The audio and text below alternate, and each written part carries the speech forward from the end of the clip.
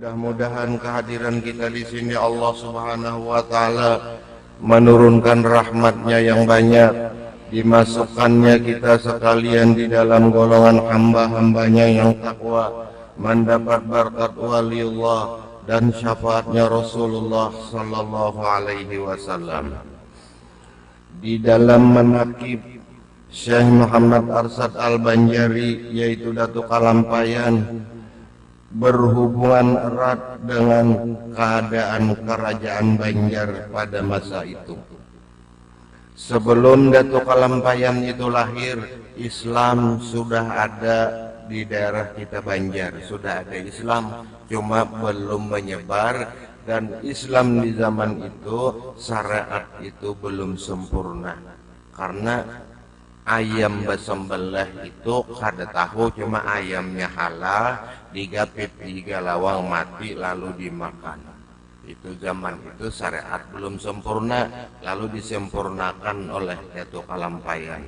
Walaupun raja yang pertama itu masih beragama Hindu, Islam itu sudah ada di negeri Banjar, dibawa oleh seorang habaib dari Hadramaut, sudah ada. Nah, waktu itu Datuk Kalampayan belum lahir. Berkenan dengan kelahiran Syekh Muhammad Arsad di dalam kitab ini, pada masa itu kerajaan Banjar, menurut riwayat kehidupan di zaman itu adalah raja-raja Banjar masih banyak menganut agama Hindu, dan peralihan agama Hindu ke Islam itu pada masa pemerintahan Pangeran Suryanata. Kalau di Jawa, perubahan Hindu ke Islam itu di zaman Syarif Hidayatullah, itu di Jawa. Kalau kita di sini zaman Suryanata. Maka raja yang pertama 1438 sampai 1460 Masehi, Raja Banjar Pangeran Suryanata ialah suami Putri Junjung Buih. Bini sidin tu Putri Junjung Buih bini sidin 400 saruntai, bini sidin juga. Lamun dapat lan Suryanata sidin masih hidup sampai kau ini. Masuknya Islam, lalu sidin buka ke Pamatun. Bahaluat di Pamatun masuk ke alam jin, jadi 2 dimensi sidin tu bisi, masuk ke alam kita jadi manusia bisa makan, masuk ke alam sidin Pamatun jadi jin. Tapi manusia ini kekuasaan Allah. Tahun 1901 almarhum Dato' Haji Muhammad Apip Bahaluat di Pamatun, lalu dimasukkan sidin ke agama Islam. Aliran sidin pada waktu itu Islamnya Wahdatul Wujud. Sudah beberapa zaman lalu umpat kepada syariat kita, syariat yang ada sebagaimana diajarkan oleh Datuk Kalampayan, syariat, tarekat dan hakikat sama pikih sidin made orang kita. Mazhabnya pun Syafi'i. Dan beliau berkuasa selama 22 tahun. Ibu kota kerajaan Banjar di negara Dipa sekarang Margasari. Sedangkan bandar pelabuhan di Pambaungan Bahari. Dan Raja Banjar yang kedua tahun 1460 sampai 1505 Raja Banjar Pangeran Suryagangga berkuasa selama 45 tahun. Ini talawas. Dan pusat pemerintahan tetap di negara Dipa. Raja Banjar yang ketiga 1505 sampai 1530. Raja Banjar Putri Kalungsu sedang urusan pemerintahan dikendalikan oleh Mangkubumi Lambung Mangkurat. Itu zaman itu. Memegang tampuk pemerintahan selama 25 tahun. Pada masa 1530 ibu kota kerajaan Banjar pindah ke Nagara Daha yang sekarang adalah Kecamatan Nagara dan ditumbuhkan Banyu. Nah, situ kerajaan Barin ada jembatan. Dan bandar pelabuhan di ibu kota tetap berada di area Taranggana yang sekarang bahari Banaran Muara Bahan. Apa aja yang dijual ada di situ, lalu diganti dengan Marabahan. Raja Banjar yang keempat 1530 sampai 1555, Pangeran Sekar Sungsang, gelar Maharaja, berkuasa selama 25 tahun. Ini masih kerajaan Hindu. Raja Banjar yang kelima 1555 sampai 1585, Raja Banjar Pangeran Soekarama, berkuasa selama 30 tahun. Tapi Pangeran Soekarama ini matinya karena kuburan sini di Danau Salah di Parak Datu Kadir. Tapi sidin kada Islam, beragama Hindu. Kalau akan penjara ke situ pada orang Islam lomba Yasin luput bandar, sidin kada Islam. Nang Islam itu Datu Abdul Qadir itu ulama berparakan kubur lon sidin.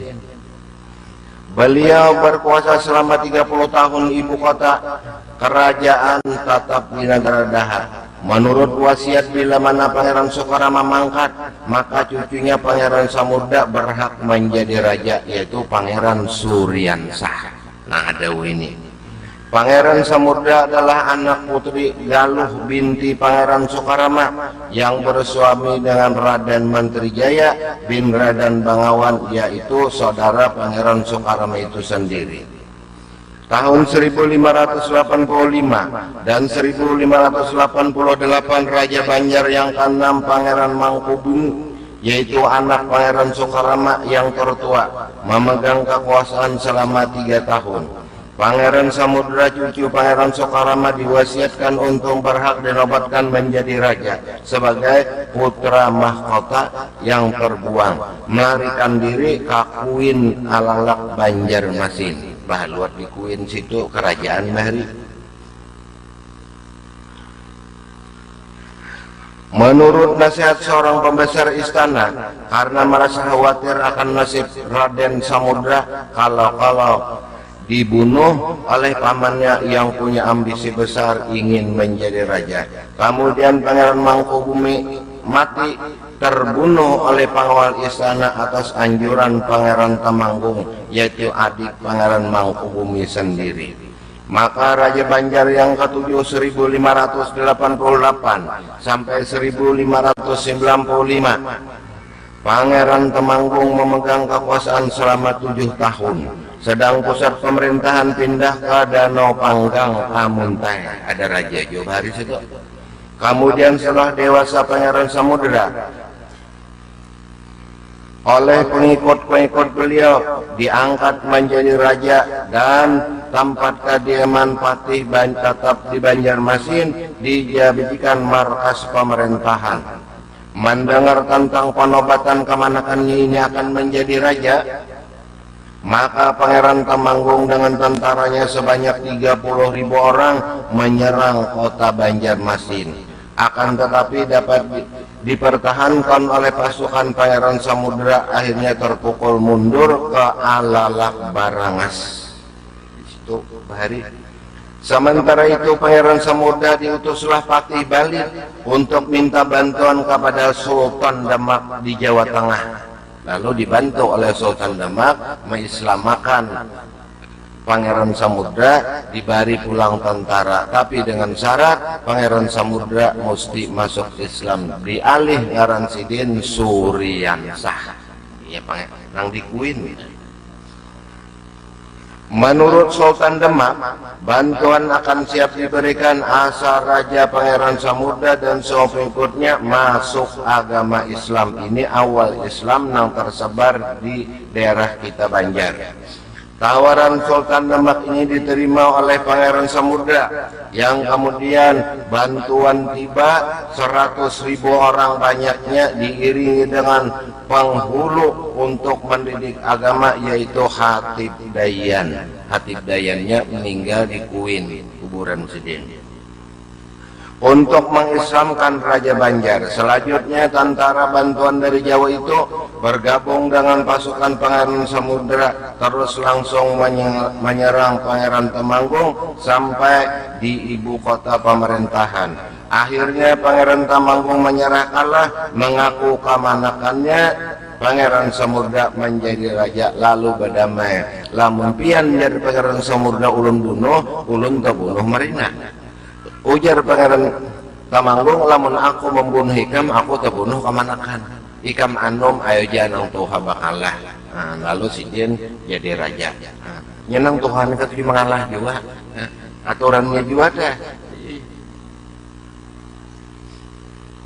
Dan Raja Banjar yang ke-8 Pangeran Samudra kemudian berganti nama Sultan Suryansah. Maka pada waktu itu salah seorang daripada aulia Wali Songo umpat ke Banjar, yaitu Sunan Bonang. Bulik Sunan Bonang sudah di Islam masuk, sudah kuat, Hatib Dayan bertinggal. Lalu Sidin bulik, lalu ujar murid-murid Sidin, wahai Tuan Guru, bawaan kita membantu orang masuk Islam, selimut, makanan, perabotan, semuaan kosong. Perahu kita apa isinya? Lamun kita bulik kena katuban, gelombang gana, perahu itu melayang. Lalu ujar Sidin, andaki tanah, ditabuk Sidin tanah di Muharakuin itu di Pulau Kambang. Buat Sidin tanah, hibak perahu Sidin lawan tanah sampai ke Tuban. Nah apa Guru, tanah ini siapa ambil rugi? Kada ambil rugi. Ujar nang ambil rugi tanah wara. Ujar nang kada ambil, kalau ada apa-apanya lalu ambil sedikit. Nang ambil rugi sedikit, nang kada ambil rugi lucong sekalinya jadi amas. Rugi isinya siapa mambe, rugi kada banyak. Nang kada mambe rugi lucung sama sekali. Kan ini gawian aulia Allah. Napa nang dihajatakannya itu? Jadi lau aqsama Allah la abarroh. Lamunnya meminta sesuatu atas nama Allah, maka Allah Ta'ala mengabulkan. Tanah jadi amas kada masuk akal. Tapi nang gawian Allah Ta'ala, innama amruhu iza arada say'an ayyaqula lahu kun musti payakun.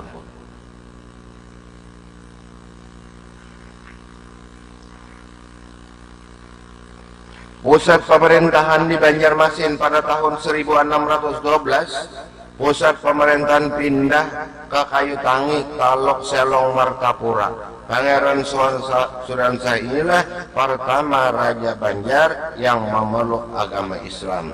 Lalu Sidin itu bilang baca khutbah memakai karis Sidin tengah 2 meter, ada sampai kau ini karisnya. Bila bulan Muharram di 2 Salamati di komplek Antasari ada Anang Jazuli, ada karisnya tengah 2 meter panjangnya. Itu Sidin bilang baca khutbah itu. Dan lengkap situ parabot kerajaan nang kerajaan zaman Suryansah sehari.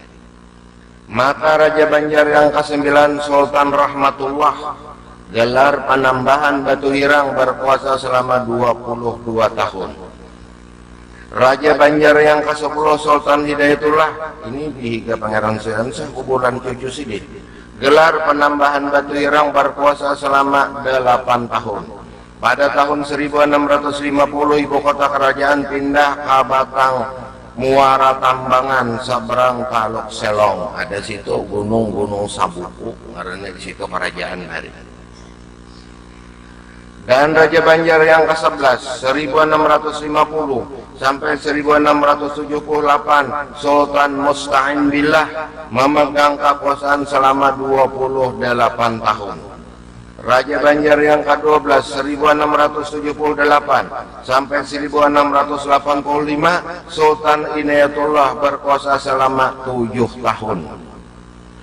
Raja Banjar yang ke-13 tahun 1685 sampai 1700 Sultan Sa'dillah berkuasa selama 15 tahun.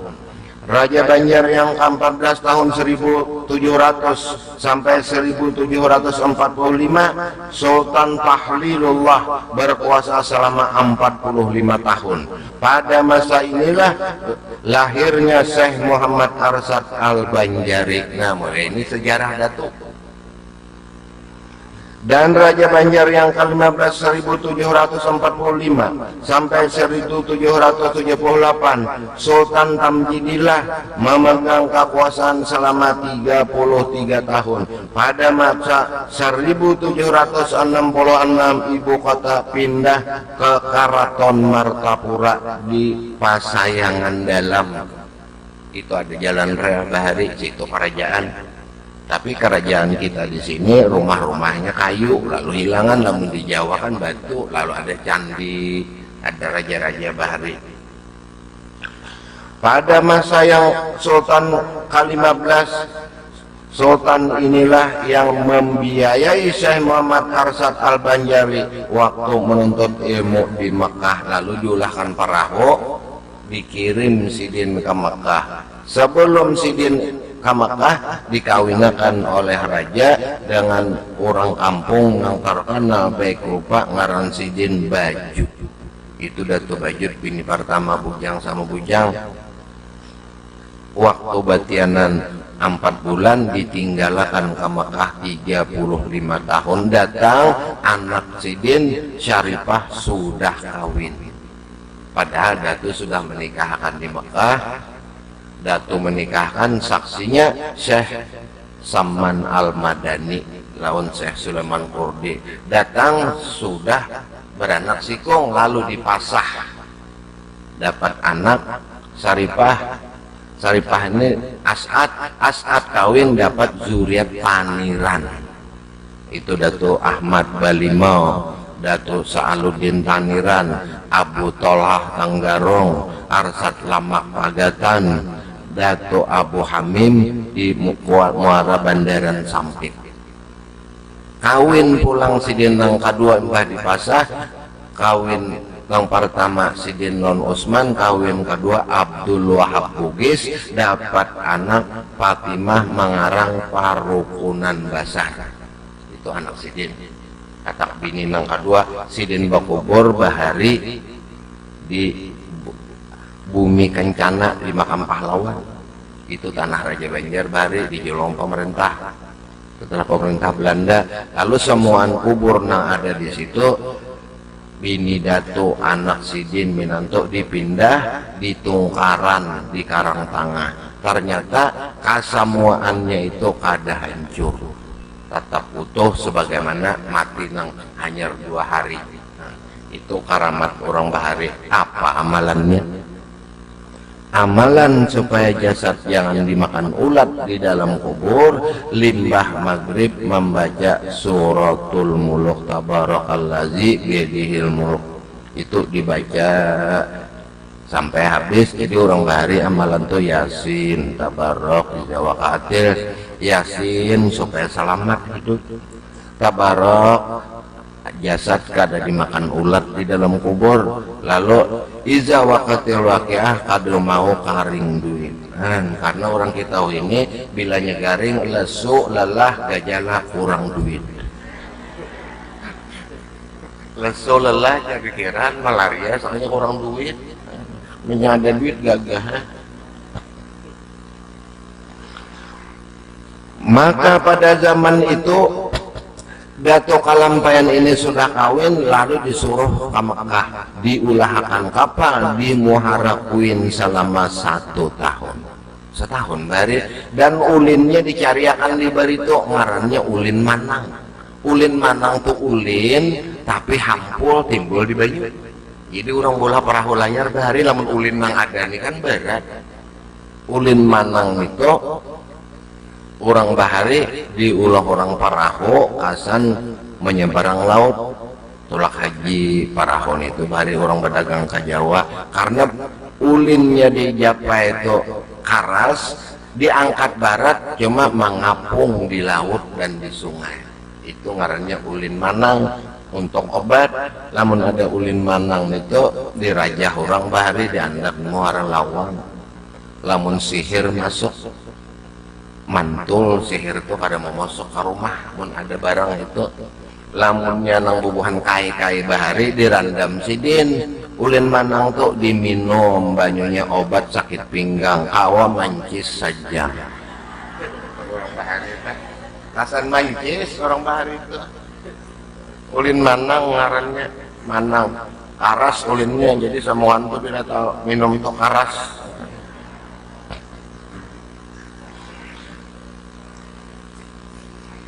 Maka Raja Banjar yang ke-16 Sultan Tahmidullah berkuasa selama 30 tahun.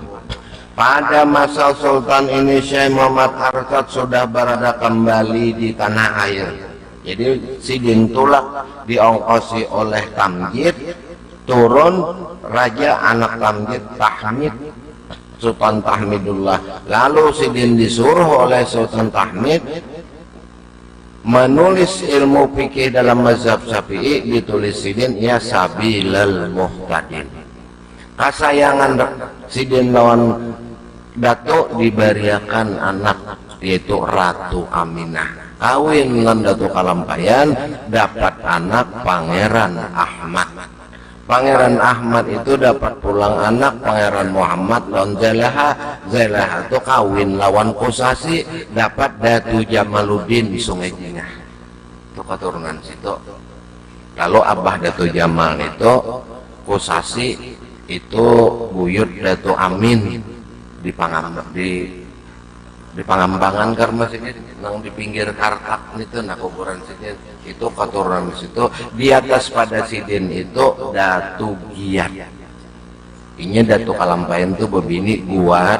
Guat ini bisi anak bisi ding sanak Diat, itu Guat, Diat dan Giat lawan Abdul Latif. Abdul Latif kawin di Brunei, di kerajaan Brunei dapat anak Mufti Ahmad. Mufti Ahmad itu dapat anak bebinian kawin lawan Tosin. Tosin itu ading Abdus Somad Pakumpeh. Itu Tosin itu kawin di Talok Selong, kawin pulang di Pontianak dapat Haji Muhammad Yusuf Segon, ngaran kampungnya Kampung Segon. Aku bisa kasih itu dapat anak Sidin Abu Hanifah bin Haji Yusuf Segon, bisa aku tahun 86 bermalam di situ. Lalu ke Brunei terdapat anak Mufti Ahmad yaitu Tuan Guru Haji Muhammad Ramli, bakubur batate Datuk Ahmad kuburan jadi. Itu zuriat Kalampayan. Maka pada masa Sultan Tahmidullah inilah Datu sudah berada kembali di tanah air. Lalu bulik Sidin di Makkah membawa jariyah, dimerdekakan jariyah itu awak Sidin hirang bagalar Datu Palung, bakubur di muka pintu masuk kubah ngaran Sidin Kadar Manik. Dapat bisi anak Sarimah lon Salimah dua ikung bini-bini. Salimah pada beranakan, Sarimah kawin lon Abdul Qadir melahirkan orang Sungai Tuan sekampungan. Itu zuriat situ. Kalau zuriat Guat ini anak Tuan Kodok. Tuan Kodoknya bakubur kuburan Sidin Riau Daratan di Pulau Panyangat. Ngarang kuburan di Pulau Panyangat. Makamnya tatap lagu Cina, pintu gerbangnya naga runting. Jadi mengurang situ bapak ajarnya kuburan Cina aja pada sini Islam. Waktu dilajari Datu dan soal ketuhanan langsung parabang Sidin ke Pulau Panyangat. Bakapun situ nyur bola kopra kirim ke Singapura. Ini bisa barengan aja ke Singapura paraknya. Sidin itu dilajari oleh Datu dalam soal ilmu ketuhanan. Karena Sidin majar di Banjar, bahari di Pacinan. Rumahnya Tuan Kodoknya itu perpustakaan loh ini. Jadi mulai dalam pagarnya itu Sidin 5 menit lagi parak maghrib ditunggu orang sembahyang maghrib hendak pengajian. Imahnya Sidin keluar lawang ada di Banjar. Itu cara awalian. Kada sama mun kita salah mencari motor dulu. Maka pada raja yang ke-16 Sultan Tahmidullah berkuasa selama 30 tahun. Pada masa Sultan ini Syekh Muhammad Al-Sad berada kembali di tanah air. Ini anak angkat Sidin, diambil si Minantu, diongkosi datu itu untuk berdakwah, jangan bagawi nang lain. Lalu dan Aminah ini kuburannya Pak Tatelon buat di belakang datu, kuburannya datu buat situ lawan Ratu Aminah. Ratu Aminah ini terkenal seorang putri raja nang baik rupa dan pemurah. Jadi waktu Datuk Kalampayan itu meninggal, anak itu lebih 50. Ini ada jurun bisi keluarga ading Tuan Guru Haji Taha kubah Sungai Jingah Sidin di Padang. Sidin bisi anak waktu meninggal itu lebih 40. Gugur cucu, gugur buyut, Sidin meninggal tahun 81. Waktu bertahlilan Sidin meninggal, anak cucu buyut lebih 400. Karena bini banyak. Nah, orang bahari jadi bini banyak tuh jalanan jauh. Mulai Matapura aja ke Amuntai bahari Bakolotok, ke negara Bakolotok, apa Harun aja Bakolotok nambah kayu badayong tuh. Jadi tapa malam lalu ada bini di situ, lamun dua ini kan perlu lagi boleh cari tahu aja anyar kabar hendak kawin, SMS masuk kai hendak manumi aja, awas jadi ini kosong beli yang guring ada warni pangkai karena kayu jir kaya aku ada tanda niana di tangan, tanda bebini dua ujar ini aku ada jo tanda bunuh laki ada wani kaya wani hambar aja kaya hodo wani datangnya aku mati dalam guring. Dan Raja Banjar yang ke-17 Sultan Sulaiman di Karangintan kuburan Sidin di masjid. Sultan Sulaiman pusat pemerintahan pindah ke Karangintan Martapura berkuasa selama 17 tahun. Pada masa Sultan inilah Syekh Muhammad Al-Sad Al-Banjari meninggal dunia 6 Syawal 1227 Hijriah 1812 Masehi. Kemudian raja yang ke-18 Raja Banjar Sultan Adam Al-Wasik Billah kuburan Sidin di Martapura. Pusat pemerintahan pindah kembali ke Karangintan dan pindah lagi ke Martapura berkuasa selama 32 tahun Sultan Adam. Sultan Adam ini sempat mengaji soal ketuhanan lawan Datuk Kalampayan. Karena Datuk Kalampayan hidup, Sidin masih andung. Maka di dalam tahun 1855 Pangeran Abdurrahman anak Sidin diangkat sebagai raja muda, sedangkan pangeran itu diangkat jadi Mangkubumi. Hidayatullah dibuang oleh Belanda ke Cianjur.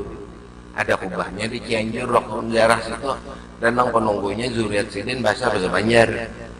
Betulis Sultan Hidayatullah lahir di Martapura tahun ini, dibuang Belanda ke Cianjur tahun ini meninggalnya, termasuk Sidin pahlawan nasional.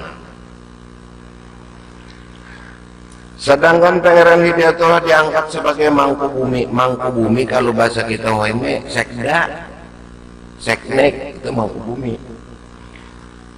Dan Raja Banjar yang ke-19 1857 sampai 1859 yaitu Pangeran Tamjidillah II berkuasa selama 2 tahun. Habis 2 tahun sih meninggal. Dan Raja Banjar yang ke-20 penutup Kerajaan Banjar hapus dengan Kerajaan Banjar adanya proklamasi tanggal 11 Juni 1860 pemerintah Hindia Belanda sudah masuk ke Banjar. Kita di Banjar dijajah Belanda cuma 100 tahun, di Jawa 350 tahun. Makanya budaya Belanda tuh di Jawa lebih banyak, di kita sini tak kurang. Nang Talawas bercokol Belanda ini di daerah Sulawesi Utara, itu di Manado. Di Manado itu ada kuburan Syekh Mahmud Al-Mansuari, kawan Syekh awan Datuk Kalampayan waktu mengaji di Makkah lawan Syekh Saman Mahmud Mansuari ngaran sidin ulun 2 kali bisa ziarah ke situ karena Mahmud Mansuari ini orang Maghribi bahurub Mahmud Mansuari masuk diutus oleh Syekh Saman ke Indonesia. Yusuf Makiyah orang Makassar diutus sidin kama Kabaroko itu daerah Afrika dan berkubur di situ. Yusuf Makiyah itu orang Bugis. Mahmud Mansuari orang situ diandap ke Manado. Abdul Wahab Bugis 4 Datuk ke Banjar. Abdul Samad Palembang bulik ke Palembang. Berdakwah ke Thailand meninggal di Thailand kubur sidin. Dan selama lebih kurang 30 tahun Syekh Muhammad Arsyad bermukim di Mekah dengan tekun belajar nuntut ilmu, tidak mengenal jemu dan payah berkat ketinggian himmah dan dorongan daripada binian. Itu orang bahari waktu Datu Bapada lawan bini sim Datu Bajut, aku minta sebuting lamun ikam kada alim jangan buli. Itu aja aku minta, kada minta nang lain. Namun orang kita ini laki nak maju kada usah anda kasihan aku dimapai kamu nak mencis ditangati laki ada orang bahari kada didorong lamun kada alim ikam jangan bulik. 35 tahun bini ditinggalkan waktu dikawini sidin itu umur 20 jadi 55 tahun hanya umur sin hanya terdapat laki han himmahnya orang bahari 30 tahun demi apa untuk berdakwah. Bajut ini nang ngawani Datuk berdakwah karena sidin bini nang pertama lawan tenaga jiwa dan harta habis berdakwah melayani laki han itu orang bahari karena baharin apa buku-bukunya ngalih mencari waktu mengajinya jaraknya jauh mun kita ini banyak orang mengaji dilutupkan itu amalan lah berbagi lalu orang kita ini kebanjiran amalan mbah dibaca kan 2-3 bulan lalu aneng aja nya kada ijazah dapat di amalan dilutup tuh baca datang hadamnya jiwa kita kada kuat. Makanya amalan itu ujar orang bahari ibarat obat harus menurut resep dokter. Si guru bari paham nih rohani yang sini ini aja bacaannya lamun nang makan samuaan ibarat obat 1000 macam penyakit kada ada. Itu orang berjual obat antalgin 1000 macam penyakit antalgin baralgin nang cocok dari aja biar gin aneh. Dan selama 35 tahun berbagai ilmu pengetahuan yang meliputi pengetahuan agama dan pengetahuan umum sidin belajar geoumum Datuk Kalampayan irigasi nah belajar sidin ilmu pertanian cara baulah irigasi diulah sidin irigasi lalu bangaran kampung Sungai Tuan itu sidin Bauma Bahari bini sidin diandak sidin di situ. Lalu Sungai Tuan itu karena Tuan Surgi Syekh Arsyad diam di situ, bini sidin Datu Palung di situ ada orang negro ditukari dimerdekakan diambil bini.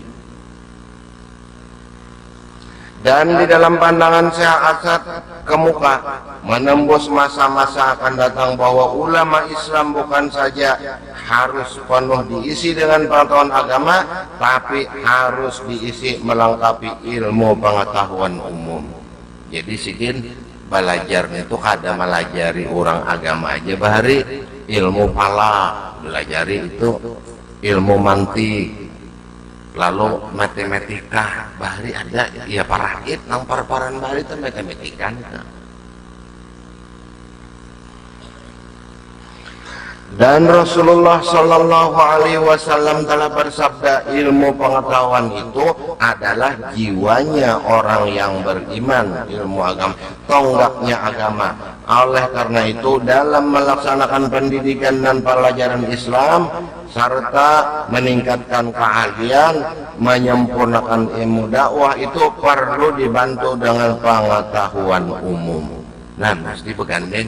Jadi bila orang jadi tuan guru itu mesti tahu ilmu umum, tahu ilmu agamanya itu 75%, ilmu umumnya 25% mesti ada. Kan ada orang yang bertakon ini nang di dalam agama itu ada, di pengetahuan umum itu ada.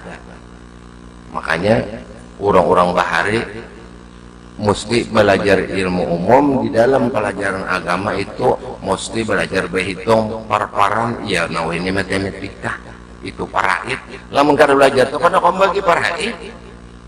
Jadi Islam itu sudah ada dan mengajarkan cara kehidupan, cara bahuma, cara pertanian.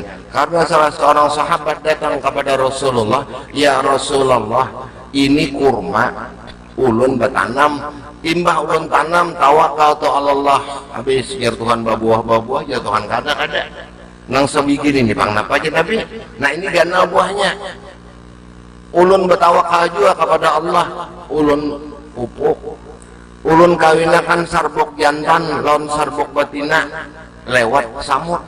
Makanya bila orang bakabon kurma itu bibit samut dilepas nukar di Indonesia, Saudi, samut karangga. Mon karangga udah kita migut orang menereh sanpan monjon. Lalu serbok jantan serbok betina ini diisap oleh serangga nang di sini, bawanya ke sini. Lalu buahnya itu bagus. Lalu gana ulun pupuk, ulun harago tatap ulun ya Rasulullah bertawakal kepada Allah. Lalu Nabi bersabda, antum a'lamu bi umri dunyakum. Ikam lebih tahu urusan dunia ikam. Jadi segala sesuatu nang urusan dunia nang kada bertentangan dengan sunnah jauhnya kada apa-apa. Kada bertentangan dengan sunnah, nang kada boleh bertentangan dengan sunnah. Lalu diambil pulang kepada nang lain.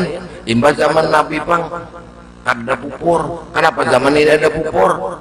Dengan niat pupur napa? Berhias-hias diri supaya elok, boleh aja, asal jangan ada di hati kita itu ria dan ujub. Jadi orang berpupur nambah aksi itu dengan niat apa? Menghibur laki.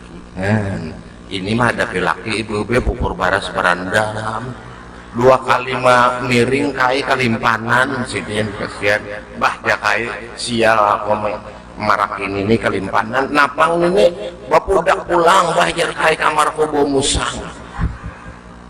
Jadi bibinian bah hias-hias itu boleh aja dengan niat apa?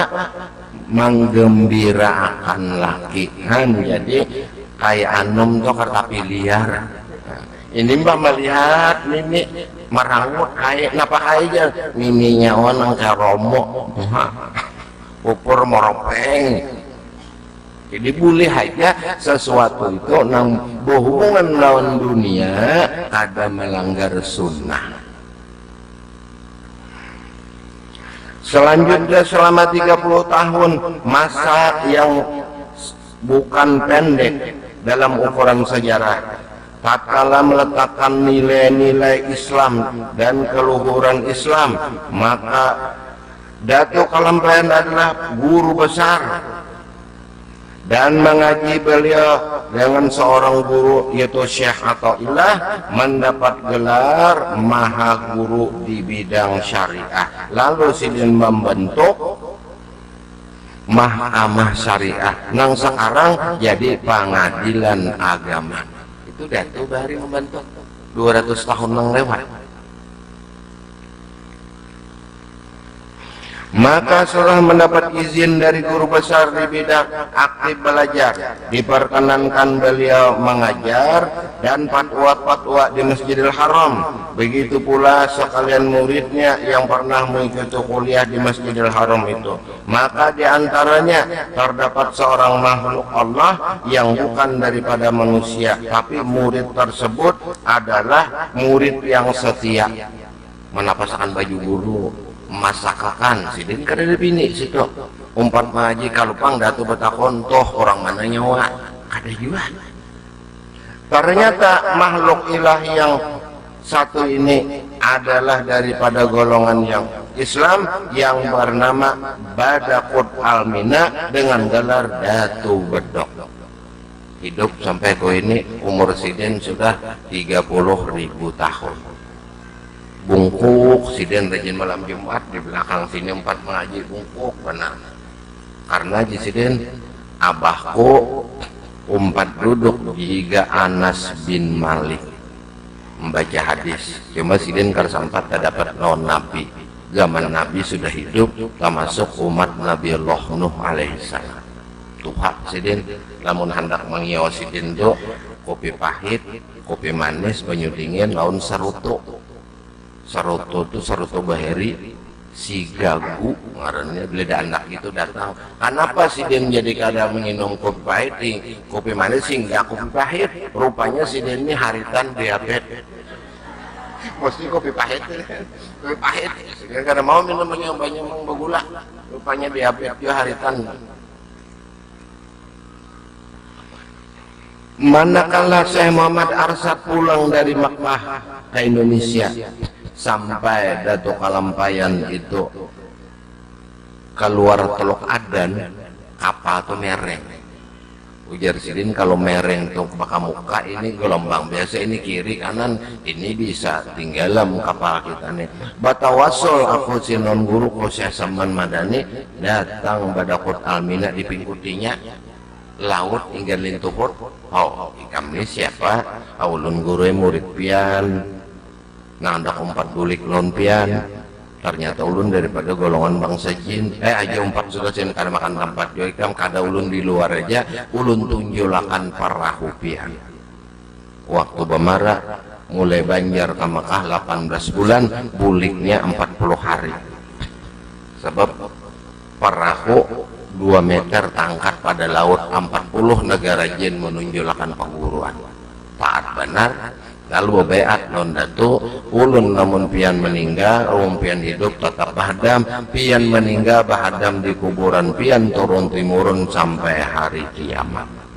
Itu beat sidi non perguruan, makanya di Kalampayan tuh mestinya bertunggu kuburannya tuh. Namun nyata belujur, orang melihat bahiri ular. Di situ padahal ular ada yang melihat orang bungkuk duduk, tapi ini sih kan mau lagi keluar.